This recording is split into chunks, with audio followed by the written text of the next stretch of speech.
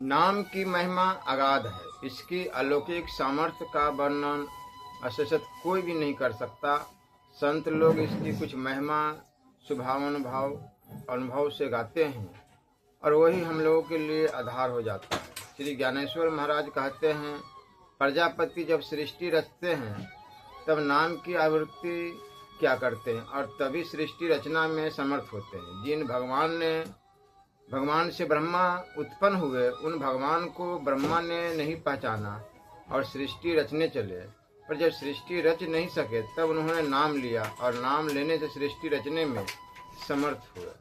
यह नाम कहाँ से उत्पन्न हुआ, इसका आशय क्या है, इसके विषय में श्री ज्ञानेश्वर महाराज कहते हैं, आकाश को जैसे आकाश ही आश्रय है, वैसे इस नाम को नामी का अभेद आश्रय है। आकाश में उदय होने वाले सूर्य ही जैसे सूर्य को प्रकाशित करते हैं, वैसे ही भगवान ही अपना नाम व्यक्त करते हैं। इस नाम का आश्रय करके जो भजन कीर्तन या आचमन किया जाता है, उसके विषय में ज्ञानेश्वर महाराज कहते हैं कि नाम कीर्तन से पापों के प्रायश्चित बतलाने का व्यवसाय ही नष्ट हो जाता है, क्योंकि नाम संकीर्तन लेश मात्र भी पाप रहने नहीं देता। यम दमादि इसके सामने फीके पड़ जाते हैं, तीर्थ अपने स्थान छोड़ जाते हैं, यम लोग का रास्ता ही बंद हो जाता है। यम कहते हैं हम किसको यातना दें, दम कहते हैं हम किसका दमन करें, तीर्थ कहते हैं हम क्या भक्षण करें। यहाँ तो दवा के लिए भी पाप ताप नहीं रह गया। भगवत नाम संकीर्तन इस प्रकार संसार के दुखों को नष्ट कर देता है कि सारा विश्व आनंद से ओतप्रोत हो जाता है। नाम संकीर्तन करने वाले भगवत भक्त पव फटकने पहले ही प्रकाश कर देते हैं, अमृत के बिना ही जिला देते हैं, योग के बिना ही नेत्रों के सामने भगवान को प्रत्यक्ष करा देते हैं। और वे राजा रंक में भेद नहीं मानते, छोटे बड़े का विचार नहीं करते, सारे जगत के लिए ही आनंद धाम बन जाते हैं। वैकुंठ लोक में तो बिरला ही कोई जा सकता है, पर इस नाम संकीर्तन से इन भगवत भक्तों ने सारे विश्व को ही वैकुंठ बना डाला है। सहस्त्रों जन्म कोई तपस्या करे तब वह भगवान का नाम लेने में समर्थ होता है। जिसके नाम की यह महिमा है, वे भगवान बतलाते हैं कि कारण भगवत भक्त भगवान के गुणों से इतने तृप्त होते हैं कि वे देश काल को भूलकर भगवत नाम संकीर्तन में ही मग्न रहते हैं।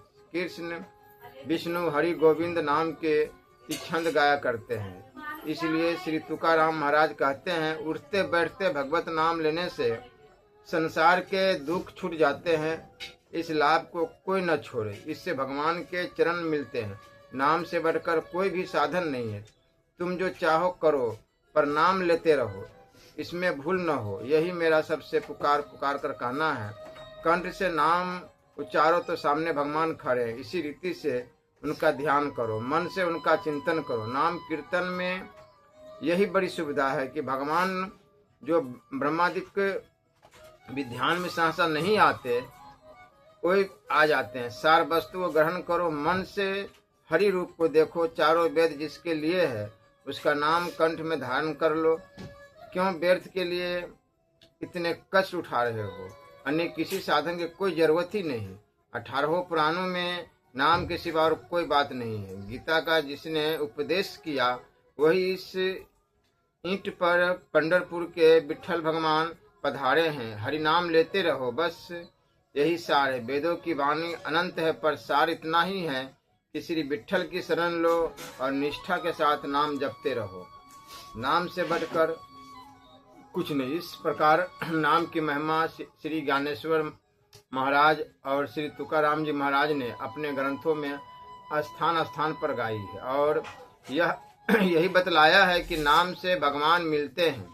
श्री ज्ञानेश्वर महाराज जी कहते हैं कि नामों उच्चारण के द्वारा अखिल संसार को हम सुखमय करेंगे, तीनों लोक आनंद से भर देंगे। जो लोग अपने जीवन को सुखमय बनाना चाहते हो, वे शास्त्रों और संतों के वचनों पर पूर्ण विश्वास कर अखंड नाम स्मरण करना आरंभ कर दे। भगवान सबको ऐसे ही बुद्धि दे, यही उनके चरणों में मेरी प्रार्थना है।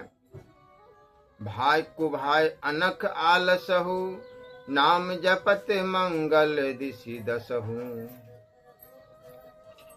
विवसहु जासु नाम नर कहीं, जन्म अनेक रचित अध दही। राम नाम कहीं जे जमुहाई, तिन्हि न पाप पूंजी समुहाई। नाम जप मानव जीवन का सर्वोपरि सर्व सुलभ साधन है।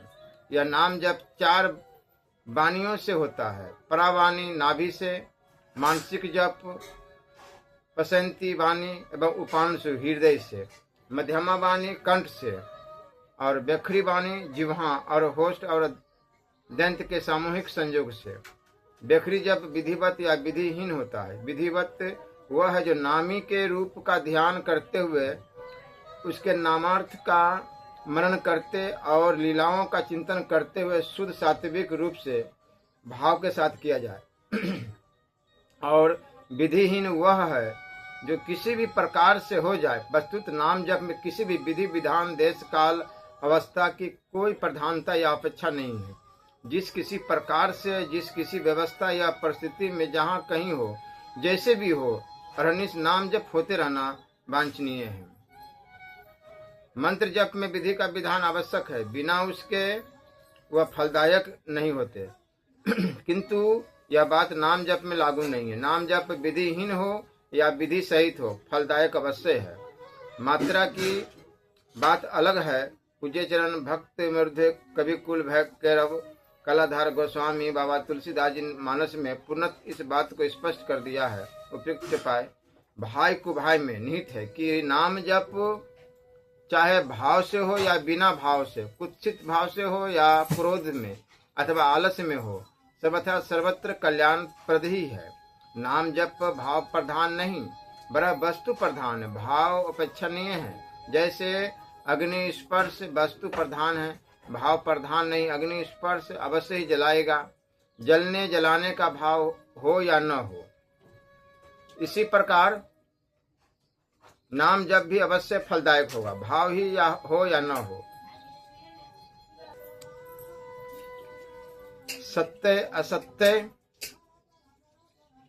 हिंसा अहिंसा, दान चोरी, ये सब कर्म भाव प्रधान है। इनके भावना अनुसार करने से पुण्य पाप होगा, किंतु भाव के अभाव में कुछ भी फल नहीं। जैसे बच्चे, पागल या निंद्रित व्यक्ति या सिंहादि पशु योनि वाले इन कर्मों को करे तो उनको फलाफल कुछ नहीं, क्योंकि उनको भाव नहीं है। मृत्यु लोक में, मनुष्य योनि में ये सभी साधन फल उत्पादक होते हैं, अन्य लोकों या योनियों में नहीं, क्योंकि वे तो केवल भोग लोक या भोग योनि है, कर्म योनि नहीं। लेकिन ब्रह्म लोक से पाताल तक या पशु योनि में भी नाम जब अवश्य फल देता है।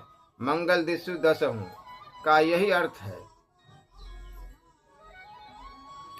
विजय दोहावली में एक दोहा आता है, भाव सहित शंकर जपियो कही कुभाव मुनि बाल, कुंभकर्ण आलस जपियो अनक जपियो 10 भाल। भाई शंकर जी, तुम पुनि राम राम दिन राति, सादर जपहु अनंग अराती, जान आदि कवि नाम प्रतापु, भयउ शुद्ध करी उल्टा जापु। कहाँ राम रन हतो परचारो, राम रूप गुण सुमिरत, मगन भयउ क्षण एक। चारों युगों के उदाहरण में नाम जप में विधि को प्रधानता सिद्ध है। सतयुग में अजामिल ब्राह्मण ने यमदूतों को देखकर पुत्र को पुकारा। किसी लक्ष्य या भाव से नारायण शब्द का कभी भी उच्चारण नहीं किया, तो भी केवल एक नामो उच्चारण मात्र से उसकी मुक्ति के लिए प्राप्त हो गया। घोर जमाल जात निवार्यो, सुत हित सुमिरत नाम। गज परवा युद्ध में गज ने अपनी सूंड के अग्रभाग नथुना के डूबते समय, जिसके डूबने से उसकी मृत्यु हो जाती, नथुना को फैलाकर रा यह आधा नाम लेने का संकेत मात्र किया। बाद में म का उच्चारण वह नहीं कर सकता था, क्योंकि वैसा होने से नथुना डूब जाता। बस यही प्राप्त हो गया। त्रेता युग में वाल्मीकि जी उल्टा नाम जपत जग जाना, वाल्मीकि भय ब्रह्म समाना। गिद्ध पशु योनि के थे, निषादरा निम्न कुल के थे, जीवंती बेस्या नाम रटती थी। वाल्मीकि जी डकैती करते थे। गिद्धराज राग द्वेष वृत्ति के तथा मांसाहारी वृत्ति के साथ साथ नामाराधन करते थे। निषाद राज मान क्रोधादि के साथ और वेश्या विषय रत हो जीभ रूपी तोते से नाम रटती थी। किसी का नाम जप विधि पूर्वक नहीं था, किंतु सभी के सभी पार लग गए। राम जी ने नाम की लज्जा रखी। द्वापर में त्राही तिनी कही द्रौपदी। कलयुग में तो नाम जपक भक्तों की भरमार है। गोस्वामी तुलसीदास जी महाराज, नामदेव जी, मीराबाई प्रभृति शोधो को जो नाम लज्जा ते न रही राख्यो रघुबीर। कली में तो केवल नाम जप ही एकमात्र साधन है। कली युग केवल नाम आधारा, कली न विराग जोग संगम समाधि रे, नाम लेते भव सिंधु सुखाई। कली काल में सब विधियों के बिना ही केवल नाम जप से कल्याण हो जाने वाला है। उच्चारणहीनता, लक्ष्यहीनता, मन मलिनता, विधिहीनता कितनी ही हो, कोई बात नहीं। कैसहु पामर पात की, जो लई नाम की ओट। गांठी बांधियो राम सो, परखियो न फिरी खर खोट। एक बार श्री कृष्ण भगवान भागे जाते थे। यशोदा जी पीछा करती थी, नहीं पकड़े जाए। तब सतयुग त्रेता द्वापर के भक्तों की शपथ दी, किंतु नहीं ठहरे। फिर कली के भक्तों की शपथ दी तो ठहर गए। पूछने पर कहा कि कली के भक्त मुझे प्रियतम है, क्योंकि राम नाम जापक है, उनकी शपथ मान ली। नाम प्रभाव सही जो कहे को शिला सुरहुम जामो। यदि कोई कहे कि नाम के प्रभाव से पत्थर में से कमल का फूल उग गया, तो वह सही बात है, संभव है। अतः विधिवत या अविधिवत जैसे कैसे हो, नाम जप स्वभाव हो जाना चाहिए। भरोसो जाहि दूसरो सो करो, मोको तो राम को नाम कल्प तरु। कलि कल्याण फरो, कर्म उपासन ज्ञान वेद मत। सो सब भांति खरो, मोहि तो सावन के अंधही। ज्यों सुझते रंग हरो, चाटते रहो स्वान पातरी। ज्यों कबहू न पेट भरो, सो हो सुमिरत नाम सुधारस। पेखते फरुसी धरो, स्वार्थ ओ परमारथ को। नहीं कुंजरो नरो, सुनियत से तू पयोधि। पशानने करी कपि कटक तरो।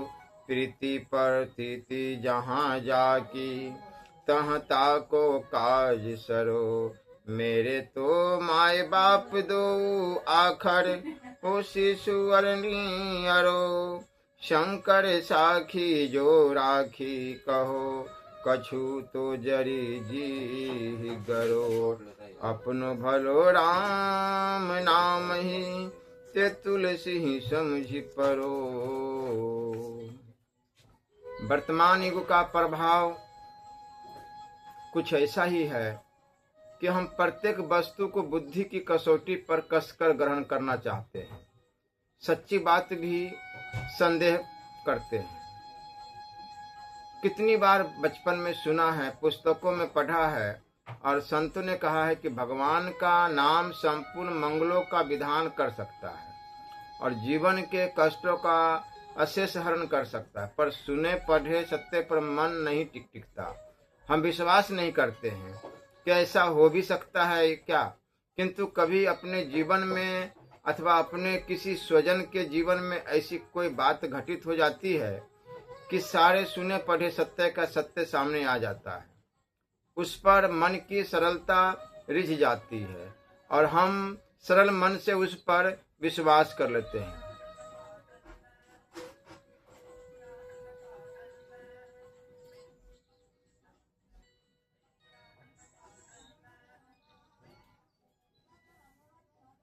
ज्योतिष शास्त्र की परिभाषा आदि के संबंध में लोग यही समझते हैं कि ज्योतिष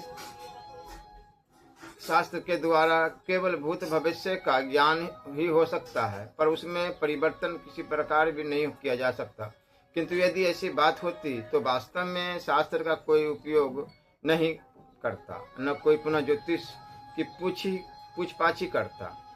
वास्तव में शास्त्र की यही शास्त्रता है कि वह शोक मोह कलेश आदि को पूर्णतया दूर कर सके। जो भी वस्तु शोक मोह शोक कलेश को दूर कर सुख शांति प्रदान करने में सहायक होती है, वही योग्यता कर्म से आदरणीय होती। किंतु शास्त्रों को इस दिशा में कहीं सर्वप्रथम कहीं द्वितीय स्थान अर्थात भगवान के बाद प्राप्त है। ब्रह्म सूत्र के शास्त्र योनिवाद सूत्र में वेदादि शास्त्रों को भगवान की भी योनि माना है। तुलसी सो सब भांति परम प्रिय पूजे प्राण ते प्यारो, जासो होय स्नेह राम पद आदि की भी यही भाव है। वास्तव में योग ज्योतिष वेदांत भक्ति आदि सभी शास्त्रों का तात्पर्य एक में ही दिखता है। प्राय सभी संतों तथा शास्त्रों का एक ही उपदेश है कि सदा भगवान का स्मरण किया जाए।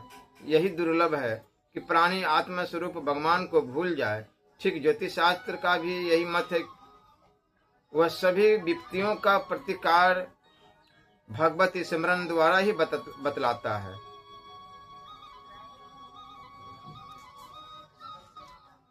गुरु अथवा शास्त्र परम कल्याण में सदा सहायक होते हैं। वास्तव में भगवान को भूल जाना ही दुर्भाग्य है।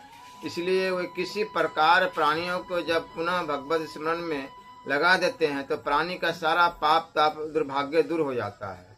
तत्वदर्शियों की दृष्टि में भगवान का निरंतर स्मरण ही सर्वोपरि श्रेष्ठ कार्य है एवं परम सौभाग्यपूर्ण स्थिति। इसलिए ज्योतिष शास्त्र या ज्योतिषी विधान प्रीत प्राणी को तत्काल ही भगवत स्मरण में लीन करा देता है।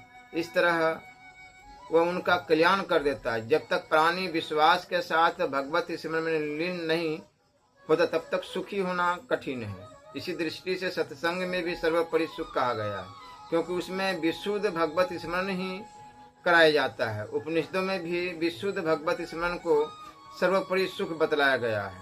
अर्थात सर्वथा भगवान में प्रवृत्त व्यक्ति को जो सुख होता है उसका वाणी द्वारा किसी भी प्रकार वर्णन नहीं किया जा सकता।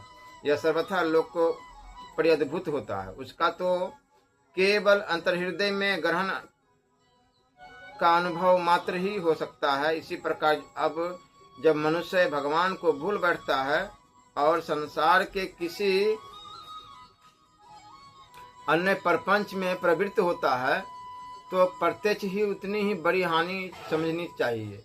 हानि की जग यही सब कछु भाई, भजियो न राम ही नर तनु पाई। इसलिए ज्योतिषी शास्त्र वास्तव में परम कल्याणकारी है। भगवान को भूले हुए प्राणी को भगवान की स्मृति करवा कर तत्काल उसका श्रेय संपादन कर देते हैं। इधर लोगों ने अष्टग्रही तथा 6 मास आदि के बहुत मखौल उड़ाई, किंतु इस समय देश में तथा बाहर जैसे भयानक परिणाम देखने में आए हैं तथा आ रहे हैं, उससे ज्योतिष का चमत्कार विवश होकर स्वीकार करना पड़ता है। इसकी दवा एकमात्र भगवत स्मरण है। अष्टग्रही के समय जो विपत्ति के बादल कई सप्ताह तक घिरे रहे तथा शीतलहरी आदि का उपक्रम आरंभ हुआ था, वह व्यापक संकीर्तन के प्रभाव से कुछ दिन के लिए शांत हो गया था, किंतु लोग प्रभु को तुरंत भूल गए। फलत 6 मास के बाद स्थिति विकट हो गए। इसलिए विशेषकर इस अंक का आयोजन किया जा रहा है। यदि व्यापक रूप से न भी हो तो कुछ घर संसार को देखते हुए गृहस्थी को संभालते हुए भगवत का स्मरण हमेशा रहनी चाहिए। अनादि काल से विश्व विजय वैजयंती से विभूषित स्वकीय विशिष्ट विभा से तदंतरों को विभाषित करने वाला